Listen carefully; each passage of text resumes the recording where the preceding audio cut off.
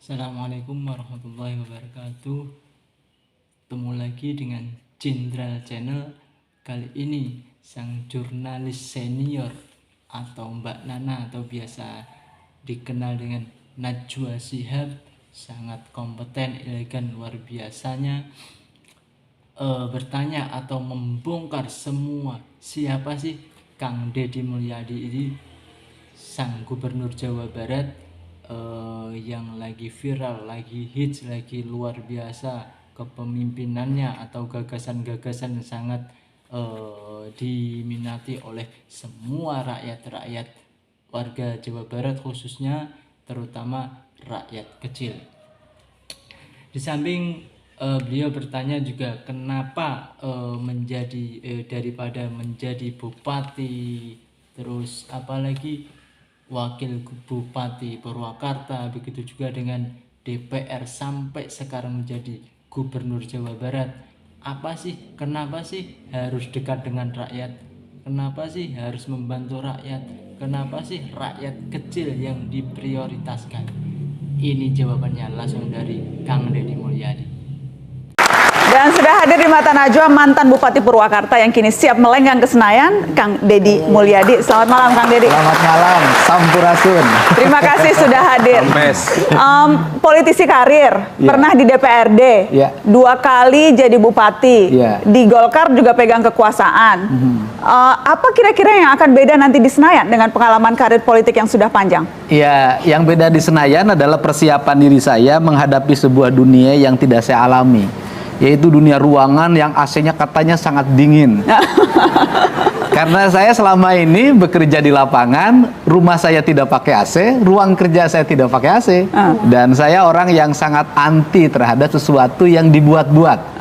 Jadi seneng yang alami. Jadi hal yang saya siapin hari ini adalah menyiapkan mental saya menghadapi serbuan angin yang tidak bisa saya tolak apapun. Itu angin. Mental dan mantel, katakan deh. Tapi saatnya disponsorin Pak Irwan Hidayat kayaknya ini. Tapi yang jelas pertarungan elitnya juga akan lebih kencang dong? Atau sudah biasa juga itu? Ya, kita kan kalau persoalan bertarung, berargumentasi, kemudian membangun gagasan-gagasan tentang Indonesia, itu sudah biasa kita. Kemudian bergaul dengan dunia politisi kan dunia kita dalam keseharian. Bergaul dengan masyarakat juga dunia kita dalam keseharian. Nah, yang paling harus kita siapkan adalah mentality. Mentality kita untuk gagasan-gagasan kita ditolak orang, didebat orang dalam setiap saat. Karena selama ini kan jadi kepala daerah, gagasannya selalu diterima, pikiran-pikirannya oleh para pegawainya. Walaupun gagasan saya sering diserang oleh orang-orang yang tidak suka dengan pikiran dan gagasan saya yang terlalu original, kesundaan. Yang jelas kalau eksekutif memang ya eksekutor melakukan, legislatif itu hanya satu di antara 575 yang lain. Jadi akan memang posisinya akan jauh berbeda. Ya, saya sudah membuat rancangan untuk itu karena saya orang pekerja. Saya biasa bangun pagi jam 4:30, jam 5 udah naik sepeda, kemudian ngecek yang nyapu di jalan, kemudian keliling ke dapur-dapur rumah rakyat miskin, kemudian setelah itu saya berjalan kaki ke sawah, ya itu kan menyiapkan itu. Setelah itu DPR? Anggota DPR, saya harus banyak menyiapkan waktu di dalam ruangan, dari hotel ke hotel, kunjungan kerja ke luar daerah, mungkin ke luar negeri, naik pesawat gitu kan. Walaupun di pesawat tidak ada kelas legislatif, adanya kelas eksekutif. Nah, tetapi setelah itu juga saya sudah membuat rancangan bahwa Jumat, Sabtu, Minggu hari saya harus tetap berkunjung ke masyarakat dalam setiap saat. Itu yang membuat saya bahagia sebenarnya. Karena sudah ada plan untuk tetap berada di tengah-tengah masyarakat. Bukan sudah ada plan, memang harus. Harus. Kang, saya ingat nih, ketua DPRD di Jawa Barat juga. Ketua DPD Golkar Provinsi Ketua Jawa DPD Golkar Provinsi Jawa Barat. Ada yang menarik ketika kemudian Kang Deddy sempat bilang ada persyaratan nyentrik terkait penjaringan caleg. Tidak boleh menceraikan istri setelah terpilih tanpa alasan yang kuat. Tidak boleh nambah istri tanpa persetujuan istri tua. Ya, betul itu. Jadi ini juga komitmen. Komitmen.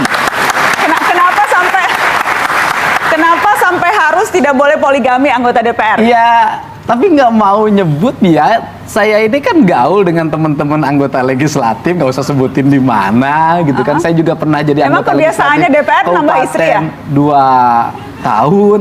Ya, memang banyak yang tadinya baik ketika jadi DPR menjadi lupa sama istrinya. Itu sehingga saya melihat selalu ngasih tahu ke teman-teman, kamu waktu nyalon itu susah sama istri tua, kalungnya dijual. Saya bilang kan, punya sawah 3 petak aja digade. Masa udah jadi yang enak bini muda? Saya harus bilang zolim. Jangankan menyayangi rakyat, menyayangi istri aja nggak bisa. Jadi itu. Urang Sunda naon? Kalau para mahasiswa apa yang dilakukan? Tong gelehan, tong bauan. Sudah, jangan nunggu pekerjaan, lakukan apa saja. Jangan karena jadi sarjana di rumah bung nyeseh we, ngistrika we, ngisikan we. Kalau ada waktu nanti sudah sibuk, kita tidak mampu, orang lain yang mengerjakan. Kenapa? Karena orang tua kita akan memiliki kebanggaan yang luar biasa. Anak aing mah kamari nges dilantik jadi sarjana, sudah make baju Batman. Tapi ayeuna di imah daekan maraban doma, maraban sapi. Kenapa? Hobi ini akan masuk dalam pikiran saya, karena sejak kecil seneng nyangkul, sejak kecil senengnya tanur, sejak kecil senengnya pare, sampai hari ini tiap pagi aing vlog mapai sawah. Kenapa? Saya senang. Dunia saya adalah dunia pertanian, dunia yang membawa saya kebahagiaan. Esensinya bukan di hasil, itu mah hasil mah dari hitung teka arti, tapi di proses. Saya bisa melihat perkembangan padi dari mulai dibajak, ditanam sampai dipanen, dan itu sarana rekreasi saya setiap pagi. Maka saya ada jadwal yang tidak boleh diganggu oleh siapapun. Jam 5 pagi sampai jam 8 itu adalah jadwal saya mapai sawah. Nah, kemudian apakah secara ekonomi menguntungkan bagi seorang Deddy Mulyadi? Menguntungkan. Kenapa? Maka uang saya digunakan untuk membersihkan saluran air, untuk membayar anak orang-orang yang nyapu di jalan, untuk menanam pohon, untuk membuat berbagai desain arsitektur bangunan yang indah, dan itu dinikmati banyak orang. Kenapa? Kalau saya tidak punya hobi itu, maka saya pilih yang lain. Jalan-jalan ke Singapura, pergi ke Prancis, kemana-mana muter ke Bali, nggak pernah berhenti terus. Yang menikmati hanya diri saya, bukan orang lain. Tapi dengan hobi saya ke sawah, berapa orang yang terhidupi dengan itu, berapa jalan yang bersih, dan akhirnya di kampung saya ribuan orang tiap hari Sabtu dan Minggu memenuhi jalan untuk berjalan kaki di hamparan sawah yang indah. Maka hobi saya memberikan manfaat bagi banyak orang dan infrastruktur menjadi baik. Itulah pemimpin. Nah, itu kemudian resep saya naon, ngingu domba, ngingu hayam, ngingu bebek, ngingu lauk, sudah itu bagi saya senang saya. Itu adalah interaksi sosial. Kenapa? Bagi manusia yang sudah bisa memahami alam, bisa memahami kosmologi, bisa memahami seluruh makrokosmos dan mikrokosmos dengan baik, maka orang itu tidak perlu rekreasi. Kenapa? Karena dalam setiap hari dia bisa menikmati rekreasi. Bangun tidur dia rekreasi, tengah malam dia keluar lihat bulan rekreasi. Bukankah itu sistem ekonomi? Untuk itu jangan pernah mengagumi tempat orang lain yang indah. Yang harus dilakukan adalah mengembalikan kampung halaman kita menjadi indah. Itu. Nggak usah ngomong Perancis sungainya jernih, nggak usah ngomong Swiss sungainya indah. Yang harus kita lakukan bagaimana Citarum menjadi jernih. Itu. Jangan lagi membicarakan Jepang, bahwa Jepang itu indahnya luar biasa. Tidak. Jawa Barat, mari kita bersama-sama kita tata menjadi indah. Mata saya tidak pernah berhenti. Sepanjang jalan saya dari arah Subang kanan kiri saya lihat bangunan kumuh di mana-mana. Saya langsung perintahkan hari Senin bangunan itu segera bongkar. Kita siapkan warung-warung yang indah dari bambu yang tertata. Biar para pedagangnya kita latih untuk apa? Hamparan bumi Pasundan, sepenggal tanah yang diciptakan Allah saat tersenyum harus kita wujudkan itu, bukan hanya menjadi kata-kata dalam setiap waktu. Untuk itu saya mengucapkan terima kasih.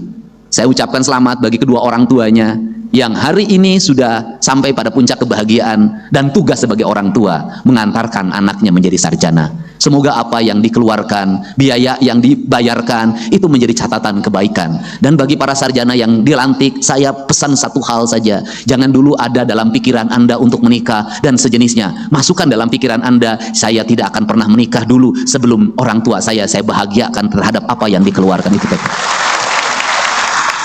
Niatkan itu. Kenapa? Jangan sampai orang tua kita itu dibikin menderitanya tidak pernah berakhir. Baru menderita selesai mengkuliahkan, habis itu nikah menderita di wae. Anak aing kawin yang makaningan sarjana, atuh kudu raramean, kudu make WO, wedding organizer, kudu aya pra-wedding. Wah, udah lagi hutang lagi. Setelah itu apalagi setelah nikahan reuneuh. Bagian bapak jeung indungna deui. Geus reuneuh naon deui ngajuru. Ngajurunya di sesar, indung bapaknya lagi. Setelah ngajuru apa lagi? 40 poe. Indung bapaknya lagi. Setelah itu anaknya anu naon nu ngeong-ngeong, nu menerkeun ompol, tapi ka sakola TK nini akina di wae. Makanya Indonesia itu negeri yang paling aneh di dunia. Kenapa di Indonesia paling aneh? Hanya di Indonesia taman kanak-kanak Sina nih. Hanya di Indonesia, Pak. Makanya judulnya juga taman kakek-kakek. Hanya di Indonesia. Dan kemudian disitulah saya prihatin. Mohon maaf, punten. Nih di Indonesia menira ripuh. Incu belah dia nu hiji incuna diangkat nu hiji ngambek. Tah si eta mah incu si eta we nu diayong teh kanak aing mah ni tamelar kan begitu ngangku di nu itu tuh si eta mah bogan ini teh sia mah pilih kasih ka anak si Jumat we nu bager teh ai kasih titin ka anakna menitara ningali acon pasea di wae Pak gering ini na geus ribut ngabagi waris Indonesia sakit ibunya tidak ada yang datang giliran sudah meninggal datang semuanya apa yang dibicarakan kade bagian aing sia teh aing teh anakna nah di sia gelo. Ini, mohon maaf ya culture. Coba lihat nini di luar negeri. Laleumpang, garaya, marake tank top. Anda coba lihat di Bali, nini jeung aki-aki. Garaga, dalahar duaan ngomong romantis jeung aki-aki teh. Teu mamawa incu. Nini, itu. Kenapa mereka? Mereka tenang, Pak. Kenapa? Mereka ada jaminan hari tua dari negaranya, bisa melancong ke berbagai tempat. Di Indonesia gering, BPJS ente klaim. Cek BPJS dan ini mah klaimna cenah. Kunaon panyakitna cenah itu kakadek. Aduh, ampun pinting. Nah, ini kan harus dirubah. Sampai penderitaan itu jangan sampai juga sampai alam kubur. Mohon maaf, ini harus dibenerin. Coba lihat film. Kalau film hantu Tiongkok, Cina, itu vampirnya gagah-gagah. Senyum, Pak, giginya gigi emas, Pak. Coba hantu Indonesia. Pocong. Getihan, tukangna bolong, Sunda bolong, dan hantu Indonesia itu pasti dendam penuh kebencian. Nah, Arisia, coba saya minta yang bikin film hantu tolong jangan menghinakan bangsa Indonesia ke depan. Ulang hinakan orang Sunda, engke mah Sunda bolong teh gelis, teu bolong. Udah. Terus kemudian nanti hantu-hantu nggak boleh lah. Dan sekarang itu anak-anak di Indonesia, anak-anak di Jawa Barat tidak ada yang ditakuti kecuali Deddy Mulyadi.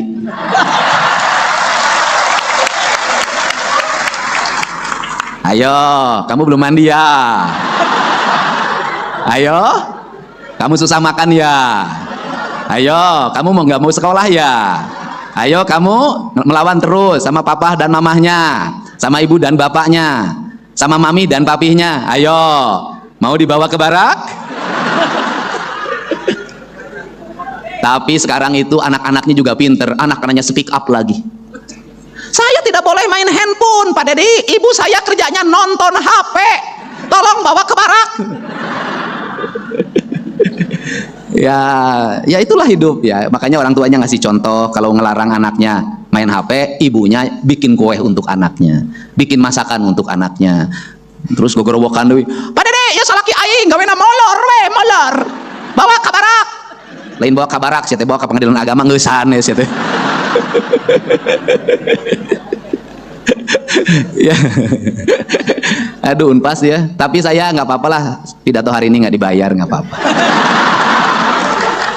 Karena Unpas sudah ngasih hadiah, yaitu Fakultas Kedokteran untuk 3 orang warga Jabar gratis.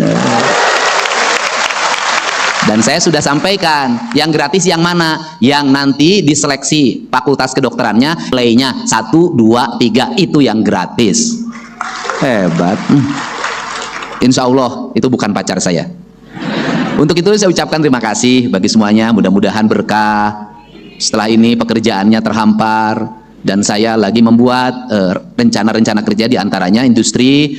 Tidak ada lagi lamaran, tetapi lowongan kerjanya langsung diakseskan ke database calon angkatan kerja yang ada di Jawa Barat. Nanti mereka tinggal dipanggil berdasarkan spesifikasinya. Kalau dibuat lamaran, jadi saya tidak setuju orang melamar kerja menyiapkan banyak persyaratan. Saya nanti bikin surat edaran untuk tidak usah lagi pakai persyaratan. Sudah diterima kerja baru ngurus persyaratan. Nyaho jelema teh keripuh kurunyan persyaratan. Nanti sudah diterima baru, karena apa? Kalau sudah diterima bikin persyaratan juga bahagia, tenang, nganyuk deh anu percaya. Itu yang penting. Dan jangan pernah, semua sudah terjawab dari cecaran perdebatan, bukan perdebatan ya, dari pertanyaan-pertanyaan luar biasa yang dicecarkan kepada sang jurnalis senior Mbak Nana atau Najwa Shihab ini semua juga dijawab libas, tegas, tuntas, elegan kepada sang Gubernur Jawa Barat Kang Deddy Mulyadi. Baru kali ini seorang jurnalis senior yang luar biasa ini sama-sama bertanya kepada sang pemimpin yang juga begitu luar biasa, Kang Deddy Mulyadi. Semua terjawab sudah, lengkap sudah, tanpa ada yang ditutup-tutupin, tanpa ada yang ditimpahin. Semua dijawab dengan ala kadarnya, apa sih isinya, dengan jujur, dengan sistematis yang tidak ada kurangnya. Semua lost angel private dikeluarkan semua agar tidak ada rasa manipulasi atau bahasanya ditutup-tutupin ya. Begitu sangat elegannya Kang Deddy Mulyadi, sampai-sampai daripada bangun pagi jam kerjanya sampai mau tidur lagi, beliau cerita dikupas tuntas oleh Kang Deddy Mulyadi. Terima kasih, ketemu lagi di video selanjutnya.